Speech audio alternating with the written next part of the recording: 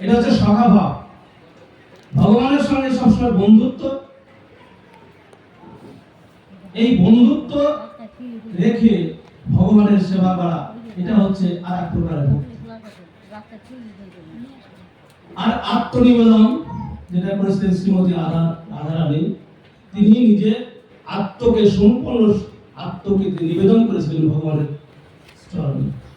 এই 9 প্রকারের ভক্তি আছে ভাগবতের মধ্যে, এটা নববিধেয় ভক্তি আমরা এটা জেনে থাকি।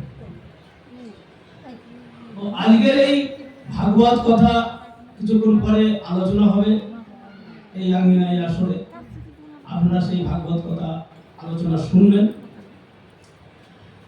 এই ভাগবত যেটা মহাভারতের কাহিনী নিয়ে আলোচনা বা রচিত, এই ভাগবতের মধ্যে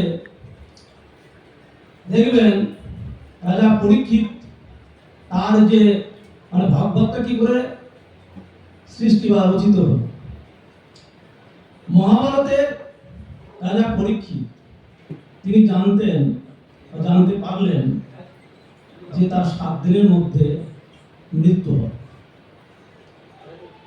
তাই তিনি সুখদেবের কাছে বললেন যে হে মণিবর, আমার তো আর মাত্র 7 দিন পরমায়ু, তো এই 7 দিন পরমায়ু আমি চাই এই 7 দিন সবসময় ভগবানের কীর্তন শ্রবণ করি।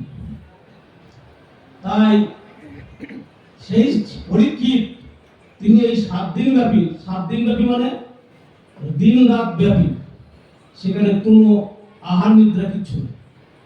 এই আহার নিদ্রাকে পরিহার করে 7 দিন ব্যাপী রাজা পরীক্ষিত তিনি ভগবানের নাম শুনেছিলেন।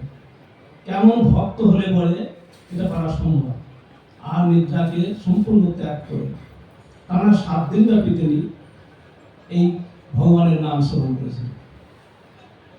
তাই পরীক্ষিত, তার নামটা কেন পরীক্ষিত হয়েছিল সে সম্বন্ধে বলি। রাজা পরীক্ষিত তিনি যখন মাতৃগর্ভে ছিলেন,